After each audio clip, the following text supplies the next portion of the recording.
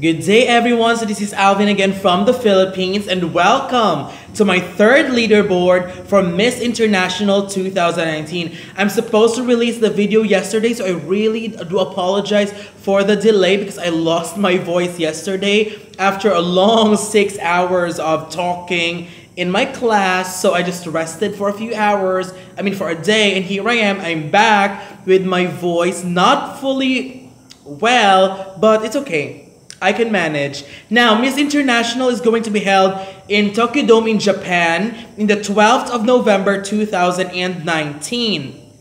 So today, there's a lot of new contestants, but I'm not sure if they really made a lot of changes on this list. But as of the moment, here are my current top 15. Starting with number 15, France, Celine Barbeau. She's one of my favorites this year, but I'm a bit losing her as of the moment because there's not much updates about herself. Aside from that, as I see more photos of her, I am a little bit disappointed by some of the shots. I still liked her, but I would really love to see some more and impressive updates about herself. My number 14 is Netherlands, Elise Joan de Jong, and oh my gosh, this girl looks like an angel walking on earth. She's 25 years old and she looked really, really beautiful. She looked beautiful without makeup, but when glammed up, she looked even more stunning. My only concern with her is some of her shots, and probably affected by the styling, made her look a bit aged. So that's one thing that I want her to work on, but nevertheless, she's a great contender with potentials. My number 13 is South Sudan, Achol Aro, and one word, fierce. Although I am not loving her that much in this shot because as I browse in her profile, I think she looked amazing with straight hair. She looked competitive and she looked like she's going to give some heavy contenders a run for their money. This year, this is a comeback for South Sudan after their last participation last 2013. So for my part, I would love to see her showcase that long straight hair styling because she is a diva in that look. And I would love to see more updates about herself, especially, and of course, looking that styling that I talked about earlier. My number 12 is Argentina, Milena Yud. I don't really know why, but there's something about this woman that gives me a tingle in a sense that I could feel the potentials in her to look really, really stunning if everything in preparation and styling will go superbly. She's got a very, very pretty face, and aside from that, she is an interior designer and an ambassadress of Dr. Esteban Maradona Foundation for underprivileged children with cancer. And I really cannot say much yet about her, but I would really, really love to see more of her. My number 11 is Czech Republic, Andrea Prchalova. I understand that this woman has been one of the favorites of others. I do agree that she's got a very, very beautiful face, but I am not really totally sold out on it because again, I am still looking for the consistency. Plus, she is pretty, but I still don't sense some wow factor as of the moment. And that's one thing that I'm looking for that I cannot find yet. My number 10 is Costa Rica, Tamara Dalmaso. I am just ecstatic and so happy at the progress of this woman. I have seen her overall transformation from her too model-esque look and over fiercely fine aura, and now she has transformed into a very, very stunning woman with a look that I can really see as a great representative from Costa Rica. I love the softer version of her look. Plus, she even looks stunning with less to no makeup at all. I still cannot say if she's going to place, but she's certainly one of my sentimental favorites now. Hopefully, she will keep on doing well and prepare harder for the pageant.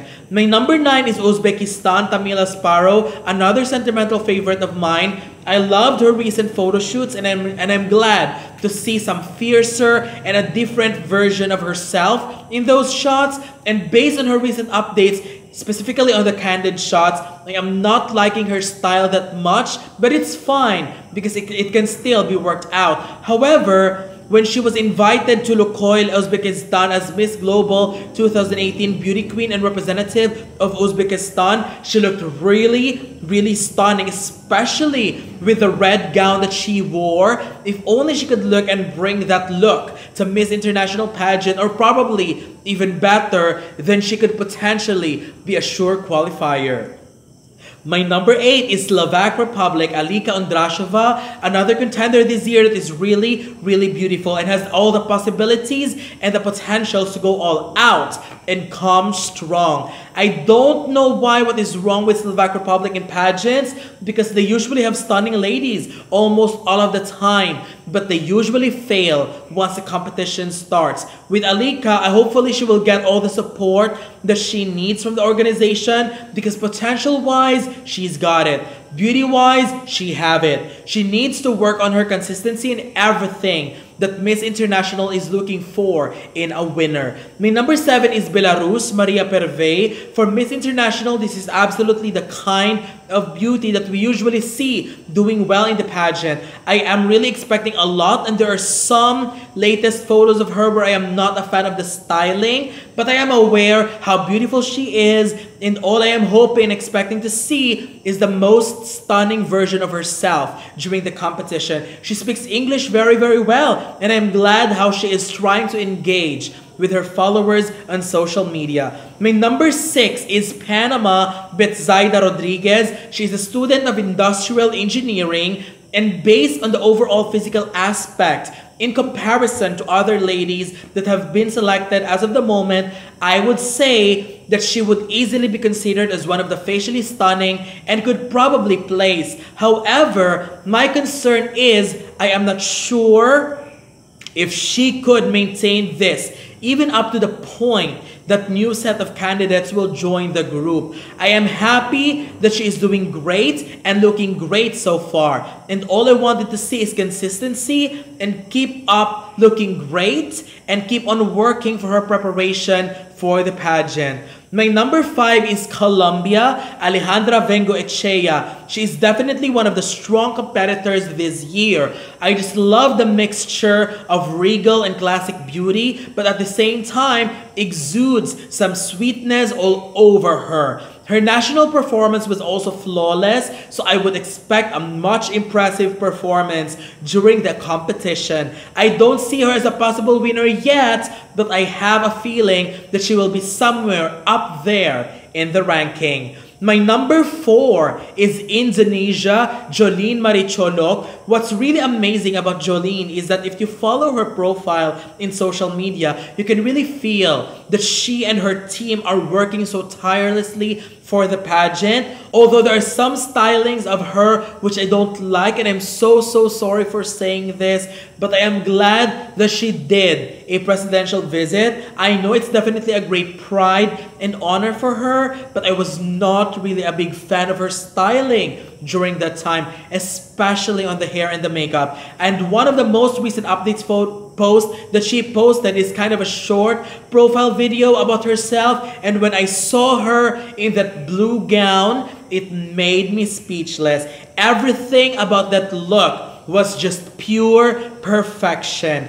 Great styling, great makeup, and the overall look was just superb. My number 3 is Mexico, Andrea Toscano. I have expressed my love for Andrea before and how happy I am seeing her competing in Miss International 2019. I think she is very beautiful and has completely transformed beautifully compared to how she did in Miss Universe. However, I have seen some photos of her before and I was a bit underwhelmed. She was with Lupita in that photo and I can't seem to find it now. Anyway, I was a little bit disappointed by her look on that shot and made me want to drop her off a few notches.